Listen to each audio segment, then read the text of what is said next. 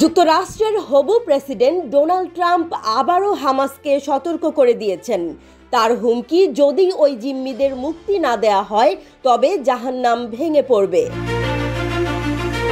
কিন্তু ট্রাম্পের হুমকিকে কি গোনায় ধরবে ফিলিস্তিনের স্বাধীনতাকামী সংগঠন হামাস? কেন ট্রাম্প আবারও এমন কঠোর হুমকি দিলেন? 2023 সালের 7 অক্টোবর ইসরায়েল থেকে 251 জনকে অপহরণ করে গাজা উপত্যকায় নিয়ে যায় হামাস।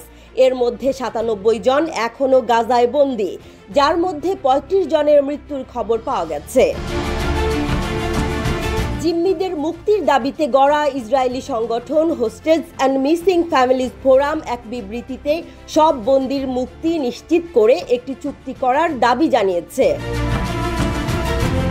বিশ্বের নজর 20 জানুয়ারির দিকে। সেদিন ট্রাম্প যুক্তরাষ্ট্রের প্রেসিডেন্ট হিসেবে দায়িত্ব নেবেন।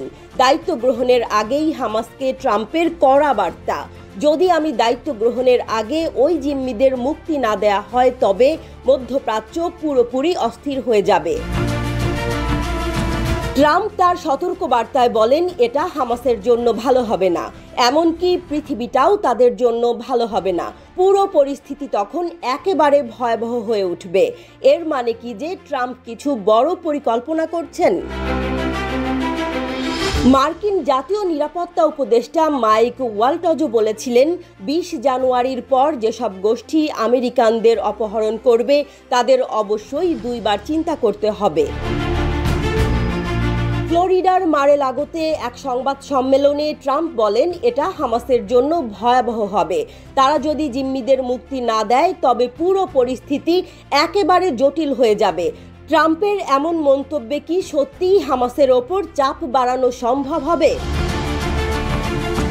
মধ্যপ্রাচ্যে ট্রাম্পের বিশেষ দূত স্টিভ উইটকফ সম্প্রতি জানিয়েছেন, গাজায় আটক প্রায় 100 জিম্মির মুক্তির জন্য এরই মধ্যে অনেক অগ্রগতি হয়েছে। তিনি বলছেন, খুব শিগগিরই একটি চুক্তি সম্পাদন করা হবে। উইটকফ বলেছেন, আমি বিশ্বাস করি আমরা চুক্তির দ্বার প্রান্তে রয়েছি। বিদায়ী প্রেসিডেন্ট জো বাইডেনও চেষ্টা করেছিলেন হামাসের সঙ্গে একটি চুক্তি করতে, কিন্তু তার প্রচেষ্টা ব্যর্থ হয়। গত বছরের শুরু থেকেই হামাস ও ইসরায়েলের মধ্যে যুদ্ধবিরতির আলোচনা চলে আসছে। জাতিসংঘে উত্থাপিত প্রায় প্রতিটি যুদ্ধবিরতি প্রস্তাবেই ভেটো দিয়েছে যুক্তরাষ্ট্র। ট্রাম্পের কঠোর হুমকি কি হামাসকে ভয় দেখাতে পারবে, অথবা এটি শুধুই এক ধরনের ভূ রাজনীতির সস্তা নাটক?